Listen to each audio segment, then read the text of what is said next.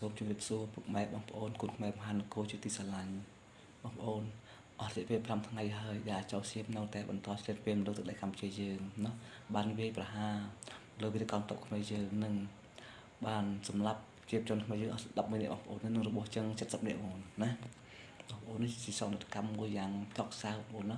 ជាសន្តិកម្មយ៉ាងធ្ងន់ធ្ងរបងប្អូនពួកខ្ញុំផ្ទាល់បងប្អូនមានអារម្មណ៍តក់ស្លុតបងប្អូនសោកសៅសោកសន្តិទីបំផុតបងប្អូននឹងជាគុណខ្មែរម្នាក់បងប្អូនដឹងហើយថាចោសសៀមនេះវានៅតែបន្តចិញ្ចឹមចិត្តណាស្លេបទឹកដីខ្មែរយើងជាយូរយារមកហើយបងតាំងពីដូនតាយើងមកម្លេះបងប្អូនណា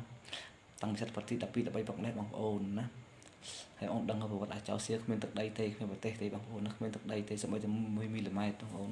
វាគ្មានទឹកដីទេណាគឺវាទឹកដីវានៅប្រទេសចិនអូនមកពីប្រទេសចិនទេណា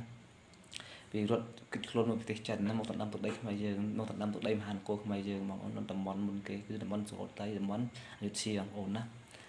មួយឆ្លៀននៅទឹកដីខ្មែរយើងរហូតបណ្ដាឡលេងបងប្អូនមិនទាន់ជប់ឆ្លៀនពេលទេបងប្អូនចឹងណាចឹងសូមបងប្អូនដែលចេះភាសាសៀមភាសាថៃភាសាចៅសៀមបងប្អូនប្រាប់អក្សរសៀមផងប្រាប់ដល់កូនចៅចៅសៀមផងថាវាគ្មានទឹកដីទេគ្មានទឹកដីតំបន់ព្រះភិនៅតំបន់ខេត្តបន្ទាយជាខេត្តដោនជ័យទេបងប្អូនណាវាគ្មានទឹកដីទេសូម្បីតែមួយចំអាំក៏គ្មានដែរបងប្អូនណាមិនមានមកតែគ្មានដែរវាគ្មានទឹកដីបន្តិចទេបងប្អូនសូមបងប្អូនជួយប្រាប់តអាចោសៀមផងបងប្អូនណាបងប្អូនចេះភាសាសៀមភាសាថៃ